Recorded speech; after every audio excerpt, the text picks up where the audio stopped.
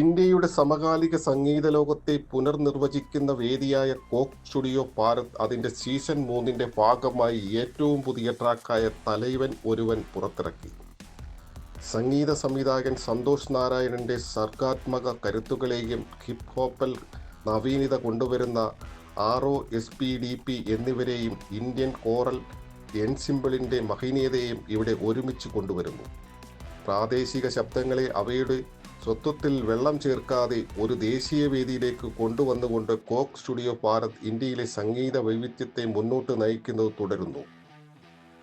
OFROയും SVDPയും Indian coral എൻസിമ്പിളും Santhosh നാരായണനോടൊപ്പം നേതൃത്വം നൽകിക്കൊണ്ട് സൃഷ്ടിച്ച തലൈവൻ ഒരുവൻ ഇപ്പോൾ രാജ്യവ്യാപകമായി ശ്രോതാക്കൾക്കായി തത്സമയം സംപ്രേഷണം ചെയ്യുന്നു.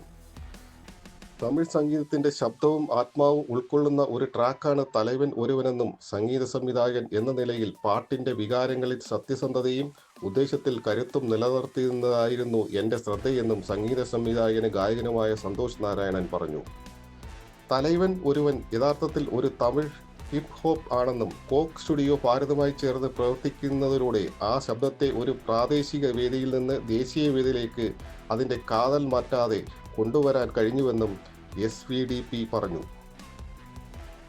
തലൈവൻ ഒരുവൻ എന്നത് അപരിചിത വഴികളിൽ നിന്നുള്ള മാറി സഞ്ചാരമാണ്. അടിസ്ഥാനപരമായ നാടോടി താരങ്ങൾക്കും ഇന്നത്തെ ശബ്ദത്തെ നിർവചിക്കുന്ന ആധുനിക വശത്തിനും ഇടയിൽ ശരിയായ സന്തുലാവസ്ഥ കണ്ടെത്തുന്നതിനെ കുറിച്ചായിരുന്നു അത്. സ്വതന്ത്രമായി പരീക്ഷിക്കാനും ആ ശബ്ദം ഘട്ടം ഘട്ടമായി നിർമ്മിക്കാനുമുള്ള ഇടം കോക്ക് സ്റ്റുഡിയോ ഭാരത് ഞങ്ങൾക്ക് നൽകി.